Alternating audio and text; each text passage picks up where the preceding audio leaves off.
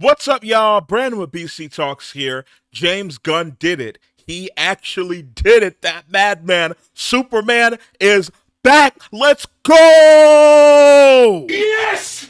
Hell yeah! Hey, come on, baby! Come on! Yes! Come on! Ah! Yes! I want you to put the word out there that we back up. Understand me? We back up.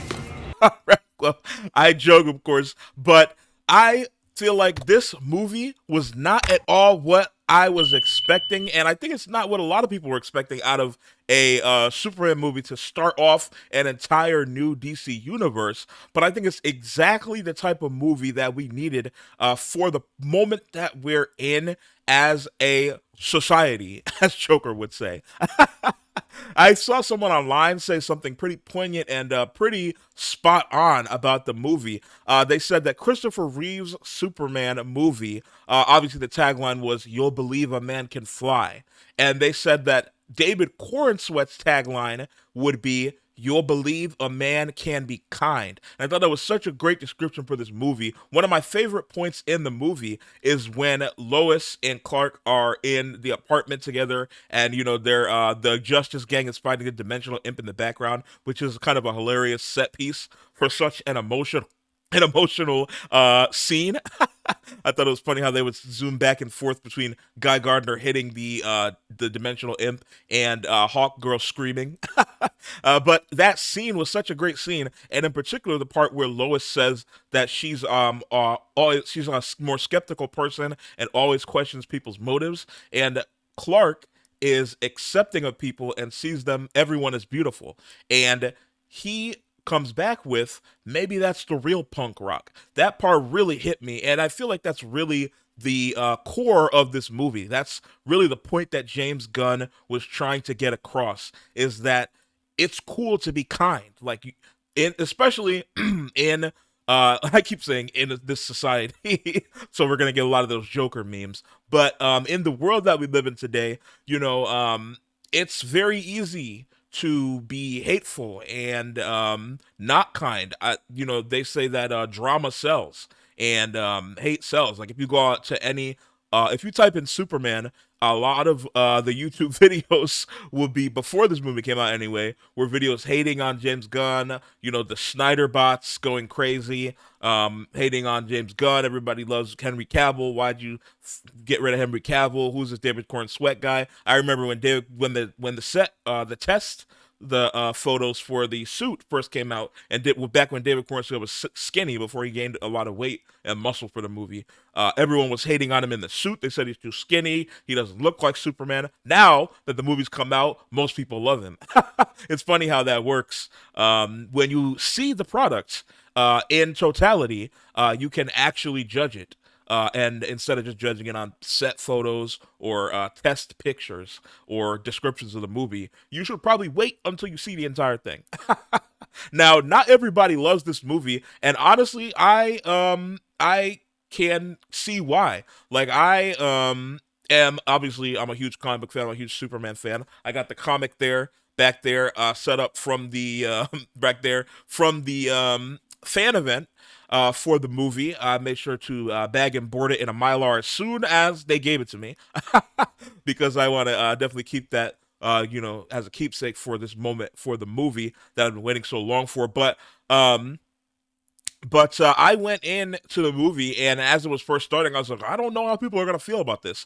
As a comic book reader and a big comic book fan and collector, I really like the structure of the movie, but I can totally see how it can be off-putting to some people. Like the structure, it's very like cut, cut, cut, cut from one scene to another. It feels like you're reading. I described it as if you were to go to like the library or your local comic book shop, and you were just to take a random Superman graphic novel off the shelf and flip through it, and you're reading it. That's what this movie feels like. It's like you flip the page. We flip the page to another scene. We flip the page. Superman's fighting the Hammer of Baravia. Flip the page. He's at the Daily Planet. Flip the page. He's somewhere else. Flip the page. Lex is in the Fortress of Solitude. Flip the page.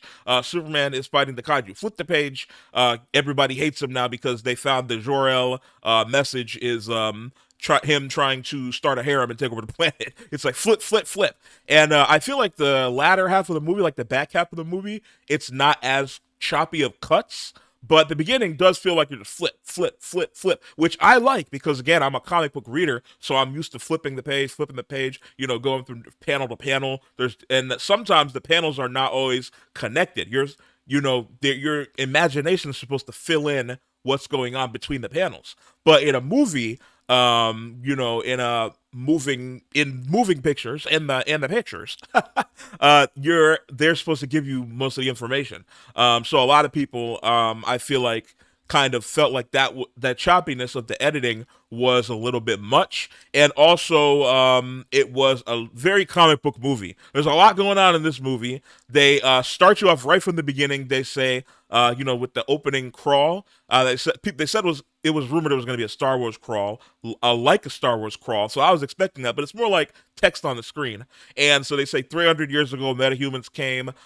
3 months ago, Superman, or 30 years ago, Superman came to the Earth as a baby. 3 years ago, he outed himself as Superman to the world. 3 months ago, whatever. I forgot what happened 3 months ago, 3 weeks ago. And then 3 minutes ago, he lost his first battle. And that's how you start. You just go right into it where he hits the ground. And we see that scene that we saw in that first trailer with Crypto bringing him to the Fortress of Solitude. So it just puts you right into it. Like a lot of comic book movies, it's very antithetical to the modern comic book movie, even though it feels so much like a comic book movie.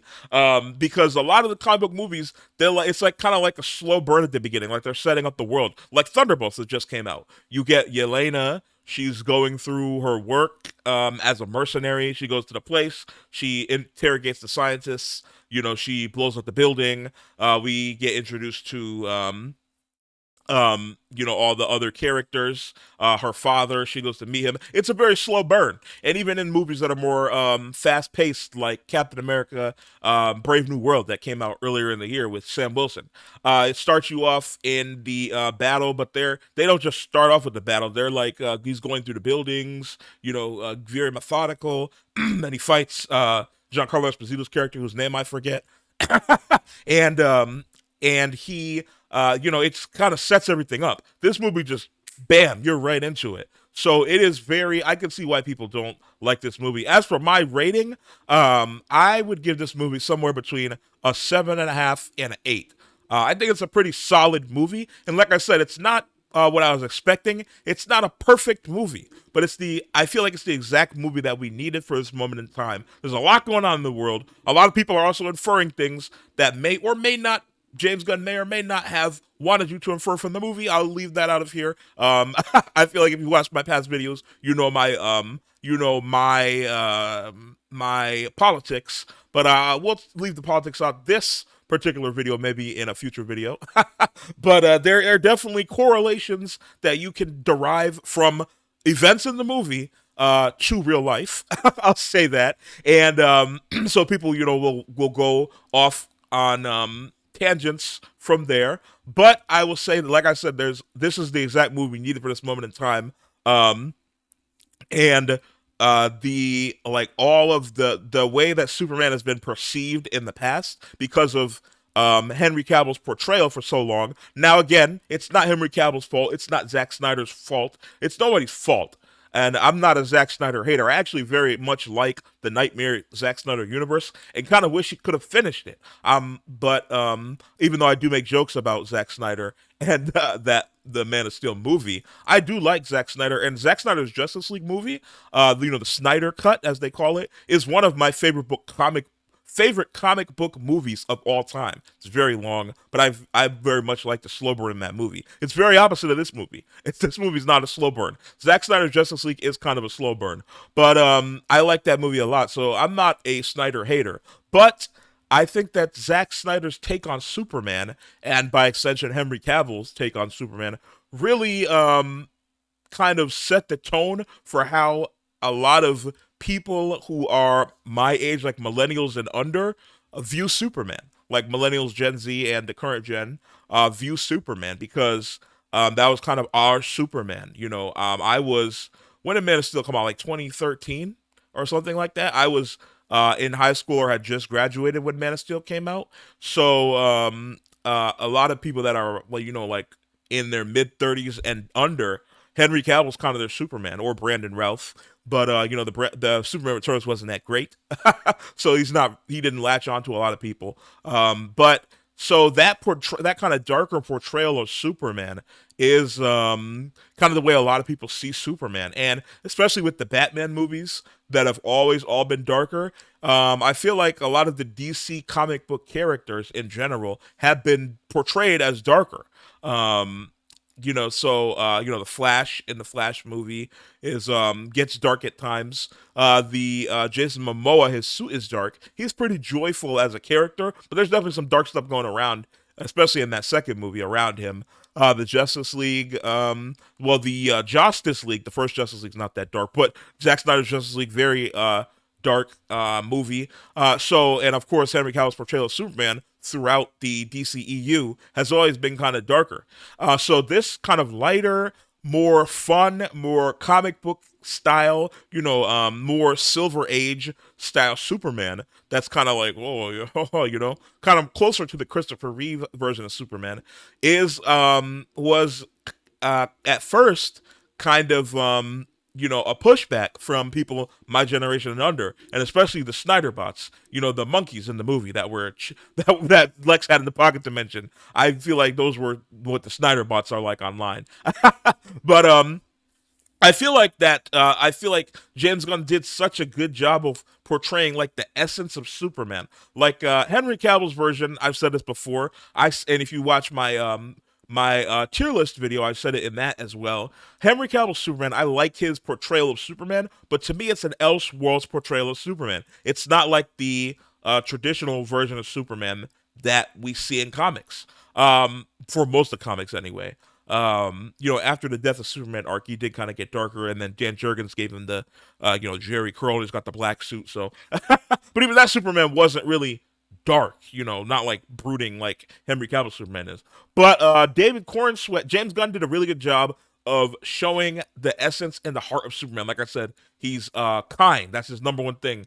He wants to be kind. He's always looking to try and save everyone. He saves the squirrel from the kaiju, getting stepped on the kaiju. He saves Crypto. He blows him away when he's going to get stepped on the kaiju. When they're fighting the kaiju, when the Justice Gang comes in to try to fight the kaiju, Superman, he tells them, I want to get this thing away from the people and try to get it somewhere where we can research and study it. And then I love that moment where Mr. Terrific rolls his eyes and says, "Come on, man." By the way, Mr. Terrific in this movie lived up to his name. He is terrific. I've always enjoyed Mr. Terrific as a character. If you grew up on the Justice League animated and Justice League, Unlimited series, those animated series, then you're familiar with Mr. Terrific from that. I feel like Mr. Terrific has always been an underrated character, and I really like that James Gunn gave him time to shine in this movie. And he's not as like James Gunn sometimes does. He takes liberties with the way of the personalities of some of the characters, but I didn't mind it in this movie. It feels still authentic to Mr. Terrific as a character. Kind of that, he's very methodical and calculating, and he just sees everything as black and white, and everything's logical. Like when Lois says the T circles, he's like spheres. Circles are 2-dimensional, spheres are 3-dimensional. Like, he's not hating on her or being condescending. That's just how his mind works.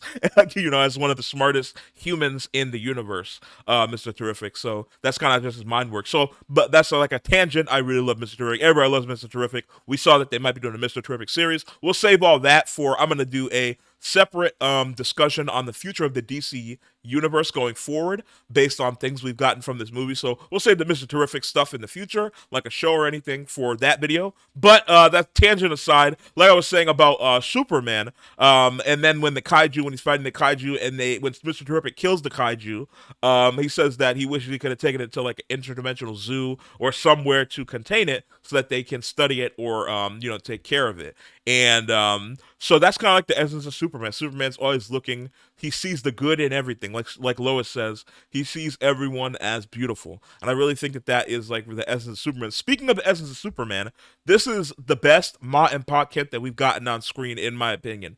Kevin Costner, he's a great actor. He did a really good job as Jonathan Kent. I think as the character, he's a good actor, and there were some good scenes with him. But I feel like just for the essence of Mom Pa Kent, these two, this portrayal of them in this movie was like it fit this movie so well. Like they're just salt of the earth, down to earth, good old. To me, they were Southern. I don't know how if they're so Midwestern. I've been to a lot of the states in the United States many times, and to me, they're more Southern than Midwestern. I grew up in Georgia for like 15 years, right outside of Savannah and back in the country. They felt like people from there, not really people from like Kansas. But maybe Missouri. Missouri is a little bit more Southern, so you could say, maybe they're on the border of Kansas and Missouri. But despite the accents aside, I think that the essence of the characters was really there. Like Ma was so nurturing and she was so willing to take care of Clark. She said, "I got your boots here.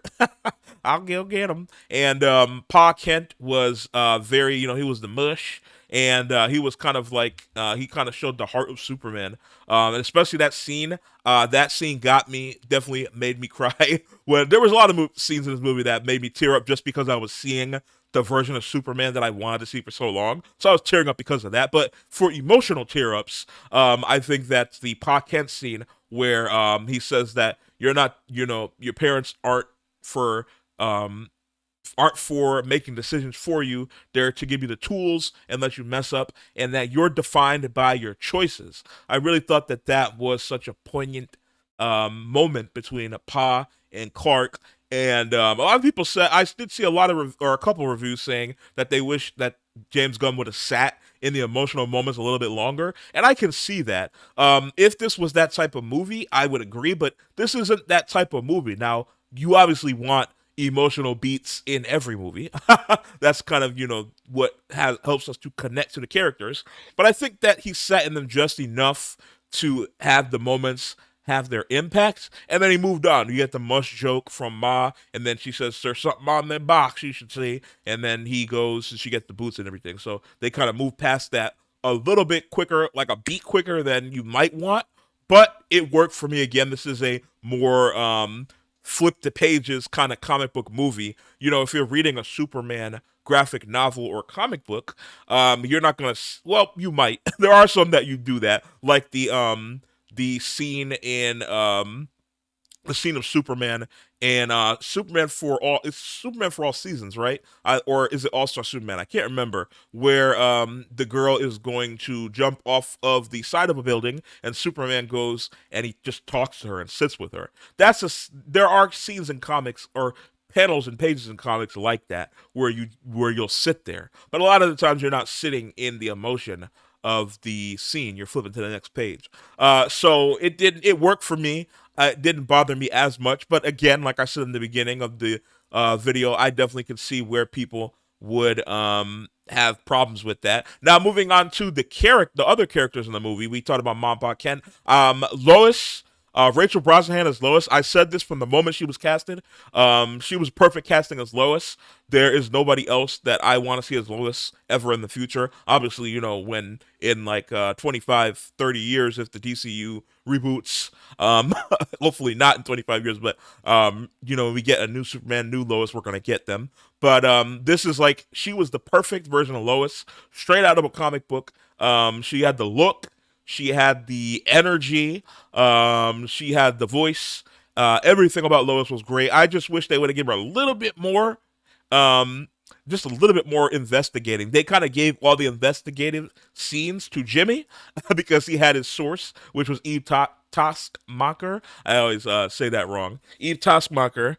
So they gave all the investigative scenes to Jimmy, but I would have liked her maybe to sneak in a LexCorp, maybe take a picture or something. That's something Lois would do. She would sneak in a LexCorp, she'd sneak into Stag Industries, get some pictures, or find somebody there to interview, like maybe a disgruntled employee, and interview them. That would have been cool. Maybe a raptor goes off to the side. He's like, "I'm tired of Lex," and so she gets an interview from him to put in that article that they used with Jimmy's sources in the end. That would have been cool. But other than that, she was pretty much perfect as Lois. 10 out of 10, can't complain. I guess 9 out of 10 because I want to see a little bit more investigative reporting from her. But we'll see that in the future. And like I said, in a future video, we'll discuss maybe if they do a Daily Planet show, or they've been saying rumors have been going around that they might do a Jimmy Olsen show, which I would totally be down for. So we'll talk about that in the next video about the future of DC.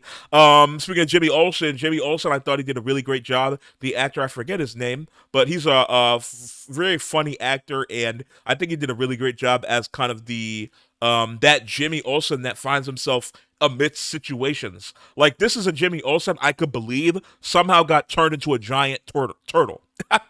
Or finds himself in space somehow. Like, there's 160 something Superman's pal Jimmy Olsen comics where he gets into these various situations, and I'm like, how did this happen? Like, he gets turned into a giant turtle, like I said, which I want to see in a movie or maybe in the Jimmy Olsen show. He gets sent to space. He has like the famous actress girlfriend somehow. So there's a lot of situations that Jimmy has gotten himself into in that comic book run, and I feel like this version of Jimmy captured the essence of that version of Jimmy, that from the Superman's pal Jimmy Olsen comics, where he's just like trying to live his life, but things are happening to him. Like, these women are, fawning over him, and Eve Toxmacher is wanting to be with him, and he's like, I don't really know. And it's funny when when Lois said your hot girlfriend is genius, and he's like, hot? I thought that was funny. Like, he's just kind of living and going with the flow, and the river is taking him through life. I thought that was really funny. And so yeah, Jimmy was really great in this movie. Like, I already talked about Mr. Terrific. He was terrific. I really love Mr. Terrific. Edie Gathegi got his due from how he got done dirty in X-Men First Class, when he just blows up and dies and never comes back ever again in the X-Men series. So he got to show that he can be a good actor. So I really like that, and I really like Mr. Terrific. Like I said, I'm looking forward to anything in the future with him. The Justice Gang, I thought the Justice Gang for me were standouts. Now, Isabella Merced, she's a great actress, very beautiful, very great actress. Love her and everything she's been in. Even in the Madam Web movie, if you didn't watch that, she's in that. She is one of the more watchable parts of that movie. So yeah, so I love Isabella Merced, but as Hawk Girl, she didn't really do much in this movie.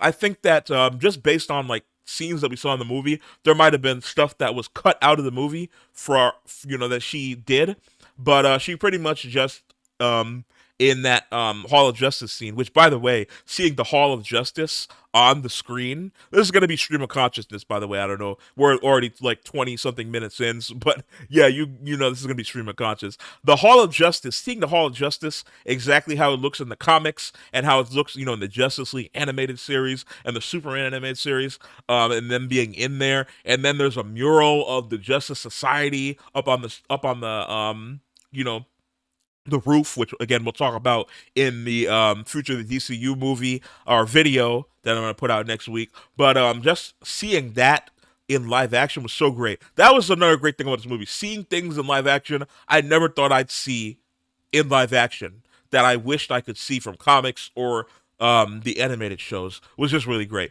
But the Justice Gang, really like the Justice Gang. Again, Isabella Merced as Hawkgirl didn't have much to do, but hopefully she'll have much more to do in the future, and maybe she can have a romance with Mufasa. With Aaron Pierre, he's playing John Stewart's Green Lantern in the Lantern show, and obviously that will probably move on to a movie or other series in the future. And if you watch the Justice League, I'm going to talk about the Justice League and Justice League Unlimited shows a lot because that's what I grew up on. That's what got me into superheroes, that and the Batman and Superman animated series and Static Shock and Teen Titans. So I'm going to reference the Justice League animated series a lot, but because I've seen a lot of people say this too, it feels like an episode of that, and it definitely does. But if you watch that, Hawkgirl kind of has like a enemies to friends to maybe lovers relationship with John Stewart in that. So maybe we'll get a relationship between the two of them, which will be very interesting and give her character a lot more to do in the future. But in this movie, she doesn't do a lot. But Mr. Terrific, he definitely, of the Justice Gang members, does the most. And then Guy Gardner, I really love Nathan Fillion's portrayal as Guy Gardner. He just feels like Guy Gardner from the Justice League International comics. Like if you've been following the channel for a while, you know I'm collecting the entire run of the Justice League International series, the Giffen and DeMatteis Justice League comics, all of those Justice League International, Justice League Europe. There was Justice League Antarctica. So I'm collecting all of those, and this feels like Guy Gardner just pulled straight from the Giffen and DeMatteis series. He's got that cocky edge to him, but he has the heart on the inside. You know, he goes to Jarnpur at the end for Superman, and comes, and even though he goes out of the kindness of his heart and because he's a good person, he still has to take shots at Superman and say, you know, Superman couldn't come, you got the better version, and then he puts up the constructs with the middle fingers. That whole part was so funny. So yeah, I really loved Nathan Fillion as Guy Gardner. I hope that he gets to continue to play him. You know, in the future. Obviously, we're going to see him in the Lantern show, but you know, John Stewart. It's looking like John Stewart, Aaron Pierre's John Stewart, is going to be the the featured Green Lantern for. He's probably going to be the Justice League Green Lantern, and you know, kind of the main Green Lantern of this universe. But I'm hoping that Nathan Fillion's Guy Gardner gets to stick around for a while, because I really like his portrayal of Guy Gardner. He just feels like the Giffen and DeMatteis Guy Gardner, and I can't wait for that classic scene from the Justice League International comics where Batman just knocks him out because he's giving him lip. Batman just punches him and he just falls flat on his back, knocked out cold, just because he was annoying Batman. I feel like this Guy Gardner would totally do that to Batman, just be talking his ear off, saying annoying things, kind of pushing his buttons, and Batman's just like, you know what, screw it. Bang! I can't wait for that scene. I know that James Gunn, he's the comic book nerd. He's read those comics, so he will definitely get, if it's not him, he'll have somebody sneak that into the movie, give him a note, hey, maybe put this scene in the movie. It'll be, you know, get the fans going. But yeah, I love Guy Gardner. The Justice Gang in general, I like them as a concept, and honestly, I would like to see the Justice Gang be their own thing. Like, maybe have the Justice League be a thing, like a team, and then have the Justice Gang, maybe they change their name, because they kept saying that's not the name, it might, you know, it's a working name, so maybe either have them change their name, because, you know, if you have the Justice League, you don't want the Justice Gang too, but maybe you have two different teams with name Justice. But I would love to see this group, like Nathan Fillion, Mr. Terrific, Hawkgirl, and Metamorpho as a team. Just like also with the Justice League, you know, as a team as well. But, you know, Mr. Terrific, I would like to see Mr. Terrific in the Justice League as well, so I'm kind of torn on that. But I wouldn't mind seeing them as a team, you know, side by side with the Justice League, just because I like the dynamic of these characters. And speaking of characters, you know, 30 minutes into the video, haven't even talked about Lex Luthor. I really like Nicholas Hoult. I think he's a great actor. I love his more recent projects, like Juror number, I forget what the number is, 9 or 3 or whatever, Juror number 2. I think it's Juror number 2. I watched that in theaters, and you know, The Menu is a very underrated movie with him, that I really like him in. He's not like a main character in that, but I really like him in it. Even Renfield, the vampire movie with Nick Cage, that is not a great movie, but he's very good in that movie. So, you know, I always thought that he had the acting chops to portray Lex. He was actually he auditioned for the role of Superman, and then James Gunn was like, you're definitely better as Lex. So I think that adds a sort of dynamic to this, where he kind of is jealous of Superman, and I'm not saying that he's jealous of David Corenswet, but he can kind of channel that energy because of the whole audition process. And you know, Nicholas Cage, Nicholas Hoult, like he's always been an underrated actor. Obviously, he was Beast in X-Men. Speaking of X-Men First Class, he was in that. Yeah, so I just really like him as an actor, and so I thought his portrayal as Lex was very it was good. It wasn't like I've seen some critiques of his portrayal of Lex as him being kind of like a whiny man baby, but you know, it is very, like I said, you can draw parallels from this movie to real life, and a lot of billionaires are kind of whiny man babies. So I thought it was pretty accurate. But if you watch like I'll go back to the Justice League animated series. He's not very much like that version. That version in the animated series is more confident, has kind of more of a swag and bravado to him. Everybody always jokes that Lex is black, and I definitely see that. He's a little tanner, but like the vibe of him is black. I always like to joke at that, and I see a lot of people online say that as well. But this Lex is not like that, and he's but I like this version of Lex, and I think that he's going to get to that bravado and swag point. I think this is like the beginning of Lex's real hatred for Superman. Like obviously we've seen Superman's been around for 3 years. They have some history. They just met in this movie, but you can tell that he's been putting out negative propaganda about Superman for a while. Like he had the pocket dimension with the monkeys, putting out the super harem and all that with the hashtags for Superman.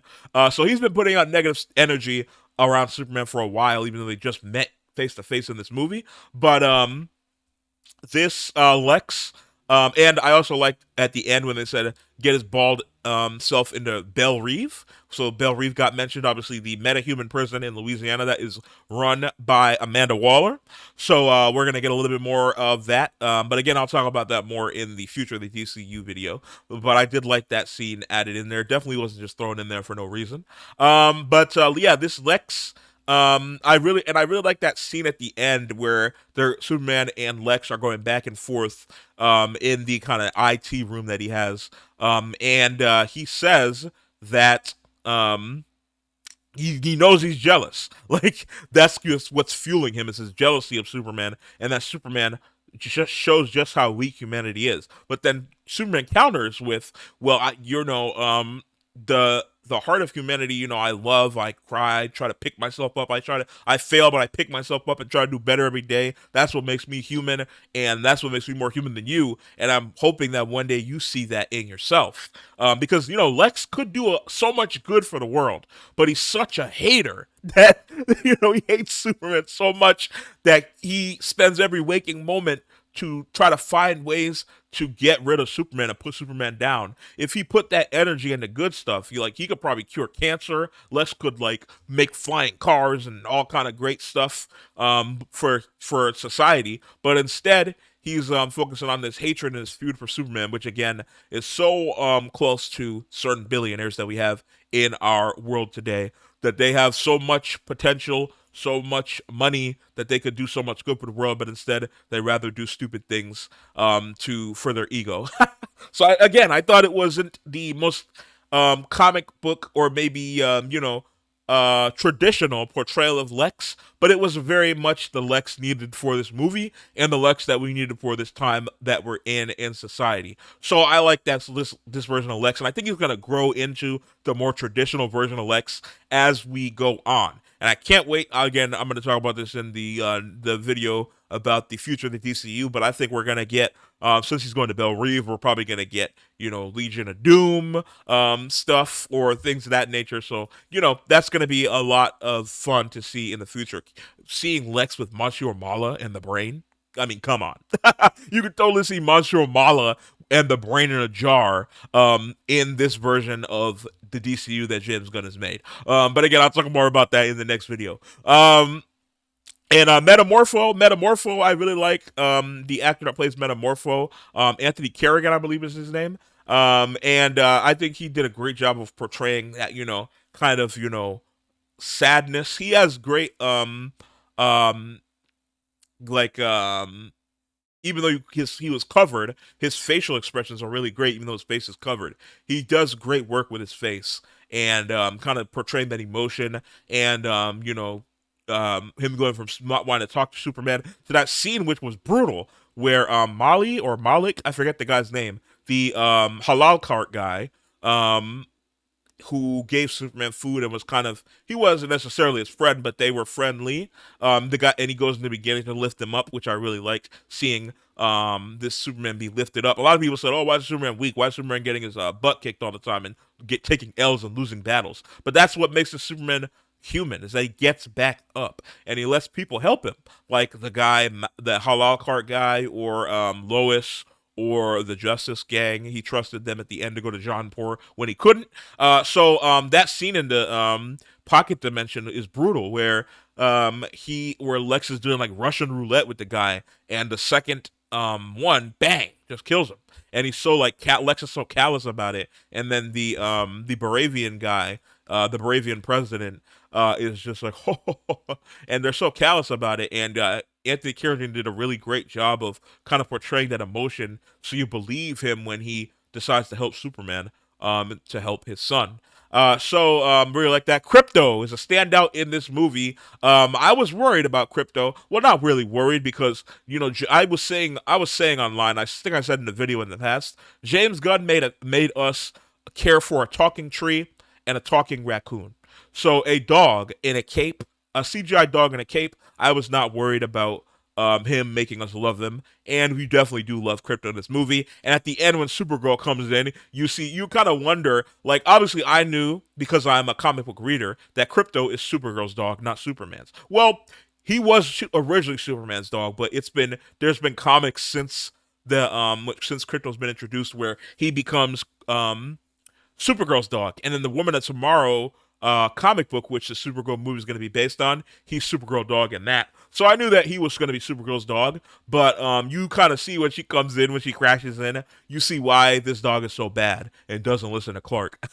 I think that that was a funny scene where she comes in. But again, we'll talk about that as well in the Future to DCU video. But Crypto as a whole of this movie, I really liked it, and I like that he got to be the one to beat up Lex, because at the end of the movie, Lex needs to get beat up, obviously, but you don't want to see Superman, rough him up, because that's not what this Superman would do.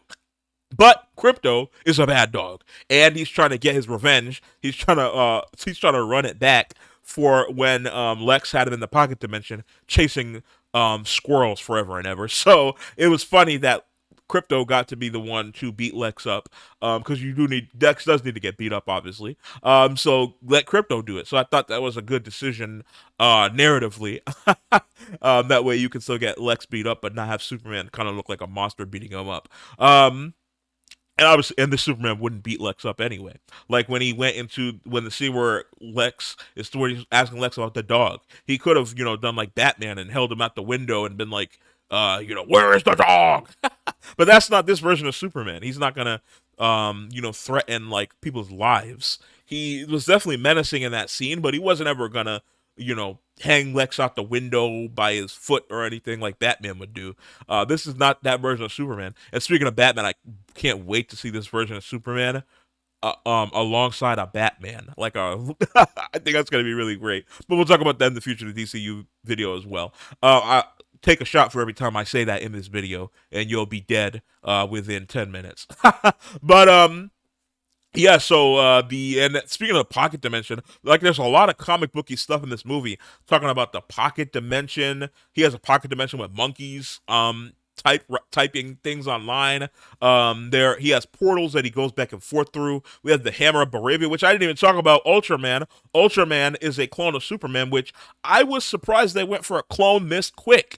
And I was wondering, at first I was like, okay, usually when Lex clones Superman, it is through Cadmus, which is like, if you don't know Cadmus, it's like a scientific age. It's like a Black Ops science division that often works with Lex Luthor and sometimes Amanda Waller and other people. And usually when Lex clones Superman, it is to make Superboy.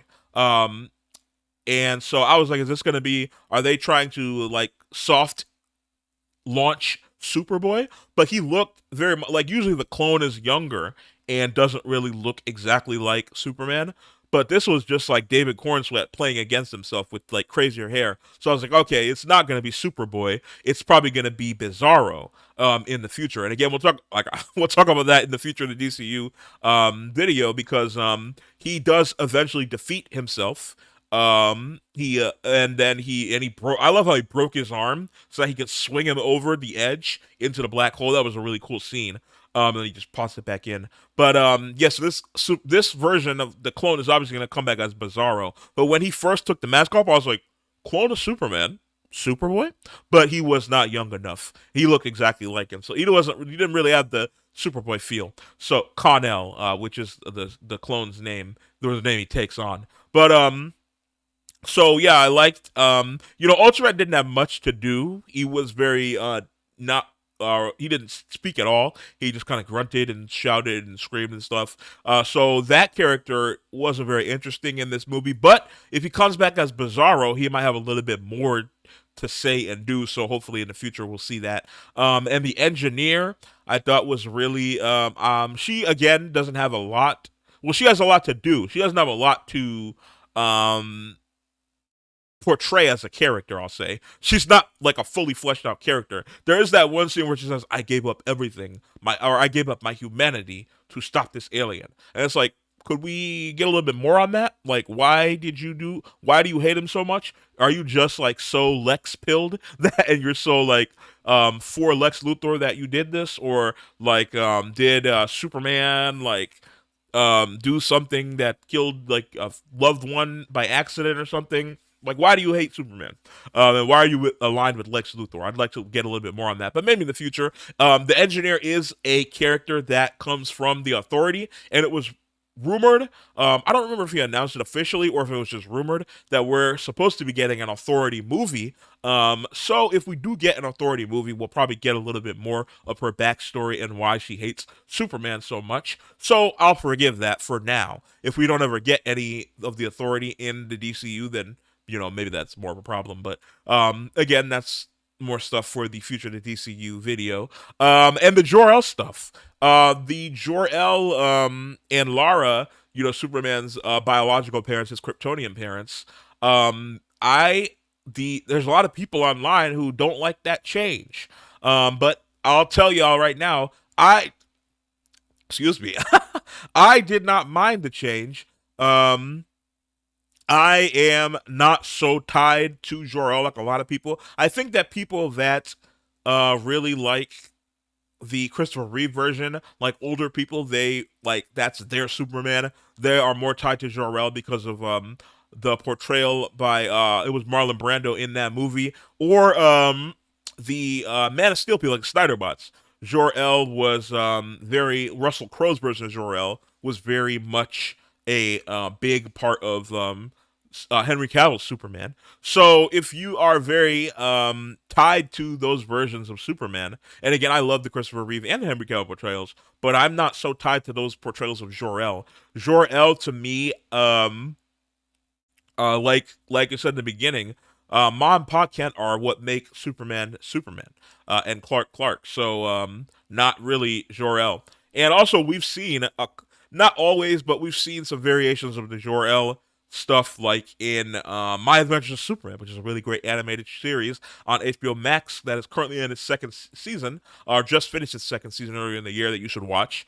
There is more of a deception with Jor-El, and also I think there was a comic, like a Krypton comic in like the '90s that kind of took him off, or maybe it was maybe not, it was the early 2000s. I can't remember, but there's like a comic too that kind of explores a more gives Jor-El a little bit more agency and explores a little bit more about Jor-El. And also, it's Bradley Cooper. Now, I know that Bradley Cooper plays Rocket in James Gunn's Guardians of the Galaxy movies, and he's a friend of James Gunn, so maybe James Gunn was just giving him a role. But if you're just going to give a role to give a role, you do something like how James Gunn usually does with his wife, who I don't think was in this movie, unless she was like in a mask or something, which is weird because she's usually in his movies. But if you're going to give your friend a role, you usually don't give them a role as big as Superman's biological father.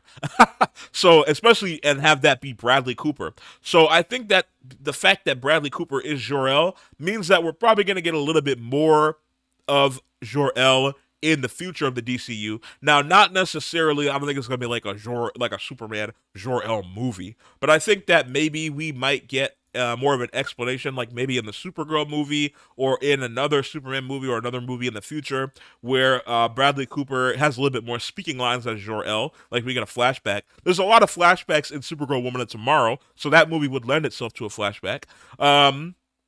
Where Jor-El kind of gets to explain himself a little bit more. But if it is just as plain as Jor-El and Lara were evil or just looking out for the Kryptonian race, and they sent Superman purely to, have a harem and have babies and redo the Kryptonian race with humans and take over humanity on Earth. I don't mind that because it kind of helps the parallel or the juxtaposition, not the parallel, the juxtaposition of the Mom Pa Kent with the L's, Jor-El and Lara. There's obviously a James Gunn is trying to do a juxtaposition, and I'm like, this is your parents kind of imprinting themselves on you and telling you what to do. Mom, Pa Kent are your parents giving you tools and helping you through life and being an example, not telling you what to do, but being an example for Clark that he kind of took on. And then at the end, I love that scene at the end that made me tear up as well, where the robot, Alan Tudyk robot, says, Gary, he says that he's going to put on the tapes because Superman likes, it comforts him to see the tape of his parents. And you think, oh, it's going to be Jor-El again. Why would he play that? But then it pans up and it's actually home videos of Mom, Pa Kent with Superman, Clark as a kid. So that was a really touching moment. But the Jor-El stuff didn't bother me. If they do explain it in the future, then I don't mind it. Like if they explain it away, if they it could have been Brainiac who doctored the footage. Like Lex somehow contacted Brainiac since he has a pocket dimension. He could maybe contacted Brainiac and got him to change the footage. Maybe the engineer somehow switched it up without anyone knowing. Mr. Terrific does say this is authentic, but if someone who is smarter than Mr. Terrific, like Brainiac, did something that he can't even detect, that would make sense. So if they do something like that where it's a misdirect, then I wouldn't mind it. But I also wouldn't mind if they just left it and been like, yeah, Jor-El and Lara were not good people. Or not that they were not good people, they were just looking out for the survival of the Kryptonian race. Like their planet was about to blow up. If Earth was about to blow up and you were the last people, to be able to send a kid, what message would you send them? Like maybe, hey, find some way to restart the human race. That'd be nice. Him saying lord over them or rule over them is a bit much. But it didn't bother me. But let me know down in the comments what you thought about it. I know it's a big point for a lot of Superman fans. Again, it didn't bother me. But yeah, overall a great movie. Like I said, I give it a 7.5 out of 10. Or between a 7.5 and an 8 out of 10. So if I had to give it I usually give letter grades. So I give it like a solid B plus. Like a B plus. So an 8 out of 10. You're 7.9 or whatever. Yeah, so I give this movie a B plus. It's a solid movie, definitely the movie we needed, not the movie I was expecting, but the movie that we needed for now. And I really love this movie, and I'm looking forward to what it means for the future of the DCU. James Gunn did it. It is not it's not a perfect movie, but there's a lot of talk online about Superman. Everybody that I'm seeing is loving this movie. Like I feel like 90% of people love this movie or love Superman now. They see the character the way he's supposed to be seen, and that's all I wanted really. At the end of the day, is I wanted Superman to be seen the way that comic book readers see him. Like this is the way that we see Superman when you read a comic book. Like I love Henry Cavill and I love the Man of Steel movie. I like the Man of Steel movie as an Elseworlds, but that's not the essence of Superman. This is the essence of Superman. This is what Superman is when you read a comic. If you go to your library right now and just take a random Superman comic off the shelf, this is the vibe of the Superman that you're going to get unless you pick up, the death of Superman. Then it's going to be a lot darker because, of that storyline. But if you just pick up a random modern Superman comic and even past the Silver Age or the Golden Age. Well, in the Golden Age, you couldn't fly, but it's still the same vibe. So let me know what you thought of Superman, James Gunn's Superman, down in the comments below. If I missed anything, this video is going to be 50 minutes long, almost an hour, so I don't think I missed anything. I hope I didn't. If I did miss anything, let me know down in the comments, and I'll talk about it in the future of the DCU movie or video. But again, leave a like on the video, subscribe to the channel for more comic book and pop culture content. And yes, I realize I've worn the shirt 3 videos in a row now, but I'll probably wear it again. But let me know your thoughts on the video down in the comments below and the movie, and leave a like and subscribe, and I will see y'all another day.